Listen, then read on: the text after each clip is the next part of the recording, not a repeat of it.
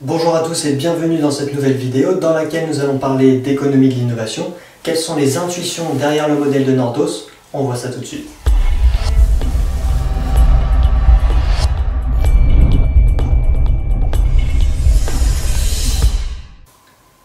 Donc on avait vu que les innovations dans l'économie pouvaient provoquer des échecs de marché.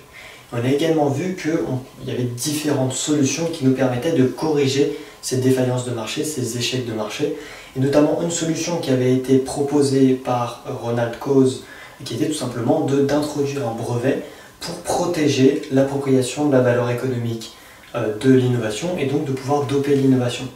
On avait vu que dès qu'on introduisait un brevet, on introduisait également un problème. Donc certes, on corrigeait en protégeant l'appropriation de la valeur économique de l'innovation, mais on désincitait les concurrents du coup à innover. Et donc il fallait trouver un juste milieu entre les deux pour savoir quand atteindre en fait le niveau optimal d'innovation dans l'économie. Et donc il y a différents auteurs qui se sont intéressés en fait aux deux caractéristiques du brevet, qui sont la durée du brevet et l'étendue du brevet. Donc nous dans cette vidéo on va s'intéresser donc au modèle de Nordos et donc on va s'intéresser à la caractéristique de la durée. On étudiera d'autres modèles qui vont nous parler de l'étendue et ensuite on verra comment combiner les deux. Mais pour l'instant on s'intéresse seulement à la durée, on ne va pas parler de l'étendue du brevet. Alors le modèle de Nordos, pour le comprendre il faut regarder déjà trois hypothèses. Première hypothèse, c'est tout simplement si j'augmente la durée de mon brevet, je vais augmenter l'investissement en R&D des entreprises. Pourquoi? C'est intuitif. Si je suis une entreprise et que j'augmente mon investissement en R&D et j'attends de pouvoir avoir un retour sur investissement qui soit au moins plus important que mon investissement de base. Et pour avoir ce retour sur investissement, il faut que mon innovation qui découle de mon investissement en R&D soit suffisamment protégée pour que j'ai des retombées économiques pendant suffisamment de temps. C'est pour ça que si j'ai une durée au début de 5 ans et qu'on me dit bah écoute la durée je la passe à 10 ans, eh bien moi en tant qu'entreprise je vais dire ok donc je vais avoir 10 ans pour avoir un retour sur investissement, donc au lieu d'investir 100 je vais investir 200 par exemple. Donc je vais augmenter mon investissement en R&D. Donc ça veut dire que plus j'augmente la durée et plus l'investissement en R&D des entreprises augmente. Mais, on a une deuxième hypothèse. Deuxième hypothèse, c'est l'investissement en R&D qui est soumis lui-même à une loi qu'on a déjà vue, qui est la loi des rendements marginaux décroissants. Ça veut dire que le supplément de gain que j'ai, donc là le supplément de gain généré par l'investissement en R&D, il est de plus en plus faible, plus j'augmente mon investissement. C'est toujours la même chose. Donc je vous ai fait un petit exemple ici pour bien sentir l'intuition, même si c'est un exemple assez grossier. Donc par exemple, je suis une entreprise, j'investis 100. J'ai un retour sur investissement de 150. Donc là, je fais un gain. J'investis 200, j'ai un retour sur investissement de 220. Donc je fais un gain, mais un gain qui est plus faible que le gain précédent. J'investis 300, je récupère 310. Toujours un gain, mais un gain qui est encore plus faible que le précédent. J'investis 400, j'ai un retour sur investissement de 401. Pareil, j'ai un gain, mais un gain qui est toujours plus faible que le précédent. Et là, si j'investis 500, j'ai un retour sur investissement de 480. Donc on voit bien que j'ai aucun intérêt à investir 500. C'est-à-dire j'investis 500, puis je vais récupérer que 480. Donc j'ai une perte, j'ai plus un gain. Donc ça sous-entend que mon investissement maximal, c'est pas 500, ça va être 400. Ça va être le montant maximal que j'ai qui me permet de récupérer la somme que j'ai, mais guère plus. Ça veut dire que si j'investis une unité d'investissement R&D en plus, alors que je suis déjà à l'investissement maximal, eh bien je ne vais pas récupérer cette unité. Donc j'ai plus aucun intérêt d'investir. Et donc le planificateur social, lui, quand il va fixer la durée du brevet, il va faire en sorte qu'on arrive à ce montant maximal d'investissement qui sous-entend un niveau optimal du coût d'innovation. Et donc on en déduit la troisième hypothèse du brevet, du modèle, qui est que quand j'ai une durée de brevet qui est optimale, je vais être à mon investissement maximal. Quand je suis à mon investissement maximal, ça sous-entend qu'on m'a permis d'avoir une protection, une durée du brevet suffisante pour que je sois incité à investir ces 400 qui est l'investissement maximal. Donc ça, c'est les trois hypothèses du modèle avec l'intuition de la loi des rendements marginaux décroissants sur l'investissement R&D.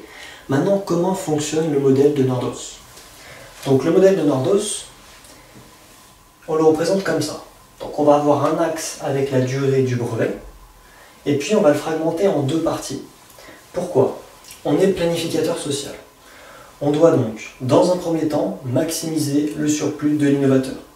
Donc pour maximiser le surplus de l'innovateur, c'est-à-dire que je dois lui attribuer une durée de brevet suffisante pour que son retour sur investissement soit faisable et que ce soit le retour sur investissement de la valeur maximale d'investissement.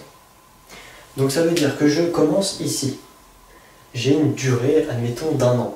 Et je cherche quelle est cette durée optimale qui va induire l'investissement maximal. Donc j'augmente. Et puis plus j'augmente ma durée, plus j'ai la première hypothèse qui se met en route, et donc l'investissement en recherche et développement des entreprises augmente pendant toute la durée de protection par le brevet. Arrivé à T optimal, donc je ne sais pas au début que c'était optimal, j'arrive ici, j'ai une certaine durée, et puis là je m'aperçois que si j'augmente encore d'une année par exemple la durée du brevet, là bizarrement l'investissement en fait n'augmente plus. Il n'augmente plus tout simplement parce qu'on arrivait ici. C'est-à-dire que l'entreprise elle a fait son calcul et s'est dit oui, mais même si on augmente encore une année la durée du brevet, j'ai pas intérêt à investir. Donc j'investis pas. Donc nous en tant que planificateur social, au début on ne le sait pas, puis très vite on va le comprendre. Donc on sait qu'ici on va avoir notre durée optimale de brevet et que si j'augmente mon brevet, l'entreprise ne va pas continuer à investir. Donc arrivé ici, j'ai fait ma première étape. C'est-à-dire que je sais que j'ai maximisé le surplus de l'inventeur. Donc lui, on lui a réglé son compte, entre guillemets. Maintenant, comme je sais que je ne vais pas augmenter encore la durée du brevet parce que ça n'induit pas plus d'investissement et donc ça n'induit pas plus d'innovation, eh bien je vais arrêter le brevet. Donc ici j'ai la première partie protection par le brevet et deuxième partie du modèle, je n'ai plus de brevet, plus de protection. Qu'est-ce qui se passe quand une innovation n'a plus de protection?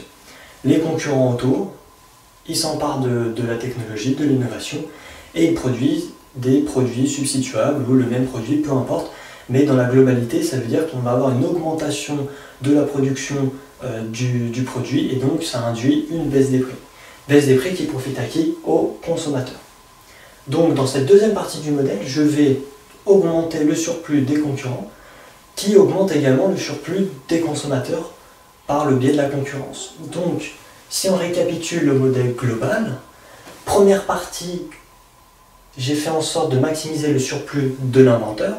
Deuxième partie, j'ai fait en sorte de maximiser le surplus du consommateur et des concurrents. Et donc, de façon globale, en fixant simplement une durée optimale de brevet, j'ai maximisé le surplus global de l'économie. Alors, petite aparté, en France, la durée optimale de brevet, c'est 20 ans. Et ça constitue la grande limite du modèle de Nordos. C'est que le modèle de Nordos, il part du principe que peu importe le secteur, on aura une durée optimale de 20 ans en France, par exemple. Or, c'est pas vrai. C'est-à-dire qu'en fonction de la concurrence, en fonction de l'évolution de divers paramètres, eh bien, je vais avoir des secteurs où il me faudra plus de 20 ans, par exemple le secteur pharmaceutique, ou alors des secteurs comme les nouvelles technologies, ce sera 3 ans, 5 ans, peut-être moins, peut-être plus, donc c'est pas forcément 20 ans. Et c'est pour pallier à ce problème qu'on a introduit un système de renouvellement de brevets, c'est-à-dire que tous les 3 ans, l'entreprise elle va prendre tous ces éléments en compte avec d'autres éléments dans son calcul économique, par exemple, est-ce que j'ai une augmentation de la concurrence, quel est le taux d'obsolescence de ma technologie, etc., etc. Et puis elle va se dire, est-ce que je paie finalement un brevet? Parce que quand je prends un brevet pour protéger ma technologie, il faut que je le paie. Donc elle va comparer le prix du brevet, elle va comparer ce que ça lui rapporte, elle fait son calcul et ensuite elle décide tous les 3 ans si elle renouvelle ou pas son brevet. Donc ça c'est pour pallier à cette durée optimale pour tous les secteurs induit par le modèle de Nordos, qui nous dit que vraiment on a une durée optimale pour tous les secteurs, ce qui n'est pas vrai.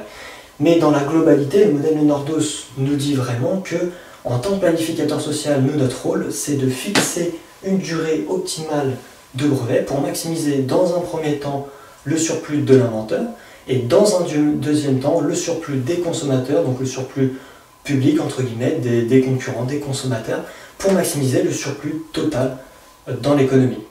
Donc ça c'est la caractéristique de la durée du brevet, et nous on verra dans d'autres modèles, le modèle du Calini, Shapiro, Gilbert, qu'on peut coupler cela avec notamment la deuxième caractéristique du brevet qui est l'étendue. Merci d'avoir regardé cette vidéo, mais les amis, l'aventure se poursuit. Vous avez d'autres contenus qui vous attendent ici, gratuits évidemment, pour plus de réussite, plus de résultats et plus de performance. Et vous pouvez également vous inscrire à notre chaîne YouTube ici pour recevoir automatiquement toutes ces vidéos. Et c'est ça qu'on aime.